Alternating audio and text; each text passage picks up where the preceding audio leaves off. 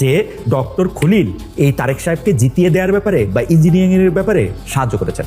ওই সাথে সাথে আবার পোশাক খাতের একজন ব্যবসায়ী মোহাম্মদ মোস্তাকুর রহমানকে বাংলাদেশ ব্যাংকের গভর্নর পদে দ্রুত নিয়োগ দেওয়া হলো। এগুলি কি রে ভাই?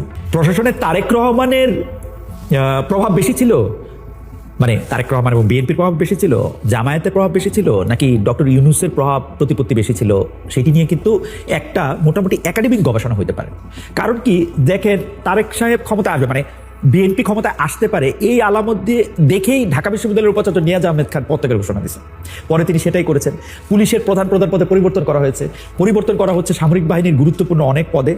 মানে আমরা যে ধারণা করেছিলাম যে আসলে কার কোথায় কোন প্রভাব, কে টিকে যাচ্ছেন আর কে রয়ে যাচ্ছেন, কে আসছেন সামনে, সেটা দেখে কিন্তু এইসব প্রশ্ন অনেক মনে হতে পারে।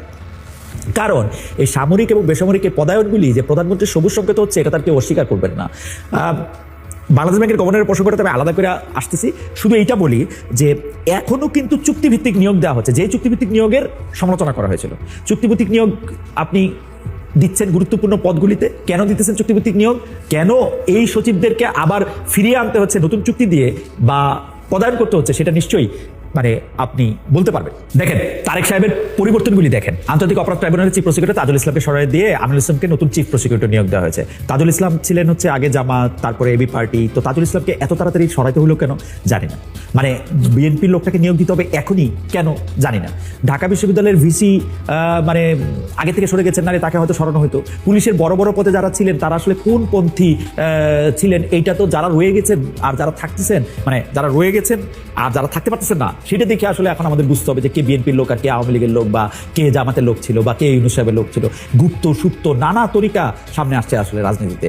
ডক্টর খলিলকে সামনে রেখে এখন এমন অভিযোগ কিন্তু অনেকে আনতে পারেন যে ডক্টর খলিল এই তারেক সাহেবকে জিতিয়ে দেওয়ার ব্যাপারে বা ইঞ্জিনিয়ারিং এর ব্যাপারে সাহায্য করেছেন।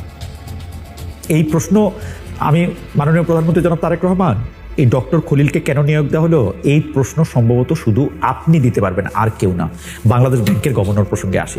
বাংলাদেশ ব্যাংকের গভর্নর আপনি চেঞ্জ করবেনই, গত সরকারের গভর্নর আপনি হয়তো রাখবেন না, কিন্তু আরেকটু এটা আরেকটু মানে আরেকটু সিভিলাইজড হইতে এটা করা যেত না?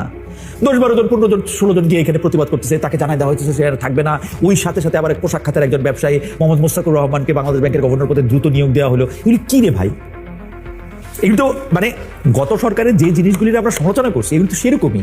এখন আপনি একজন ব্যবসায়ীরে, মানে একটা পোশাক ব্যবসায়ীরে আপনি বাংলাদেশ ব্যাংকের গভর্নর নিয়োগ দিচ্ছেন, নিশ্চয়ই আপনার মধ্যে কোনো না কোনো একটা উদ্দেশ্য আছে, কিন্তু সেই উদ্দেশ্যটা কিরকম? মানে ব্যবসায়ীদের আসলে পলিসি মেকার করা কি এগুলি ভালো? মানে গত 2, 3, 4, 5 সরকারে কিন্তু আমরা এগুলি ভালো এরকম লক্ষণ দেখি নাই। অনেকেই বলতেছেন তার নাকি আবার ঋণ খেলাপো আসে, আবার অনেকেই বলতেছে যে এটা আবার একটু ভুয়া। এইবারের নির্বাচনে বিএনপির নির্বাচন পরিচালনা কমিটির সদস্য ছিলেন এই মোস্তাকুর সাহেব। এই একটুক ছাড়া ওনার কোনো পরিচিতি তো আর আমরা বড় করে দেখতেছি না যাতে তিনি বাংলাদেশ ব্যাংকের গভর্নর হতে পারেন। কিন্তু হয়েছেন তিনি বাংলাদেশ ব্যাংকের গভর্নর। এখন আমরা আমির খসরু মাহমুদ চৌধুরীর কাছে জানতে চাইতে পারি যে তাকে বাংলাদেশ ব্যাংকের গভর্নর রাখা হলো কেন, কিন্তু আমির খসরু মাহমুদ চৌধুরীর কাছে কি জবাব আছে? আমির খসরু মাহমুদ চৌধুরীর মনে আমি একটু সাংবাদিকদের বলতে দেখলাম কিছু বলার নাই, মানে কিছুই বলার নাই, তাই কোট করতেছে, কিছুই বলার নাই, এটা মনে তিনি বললেন। মানে অর্থমন্ত্রীও আসলে খুব বেশি শিওর ছিলেন না গভর্নরের সময়। মানে শেখ হাসিনার সময় যেরকম প্রেসিডেন্ট নিয়োগ দিয়ে দিতেন, উনি কাউরে বলতেন না, এবং এটা নিয়ে আবার মিটিমিটি হাসতেন। আবার যিনি প্রেসিডেন্ট তিনি বলতেন কয়েকদিন ধরে পায়ের ধুলা নেওয়ার চেষ্টা করতেছি কিন্তু পারতেছি না।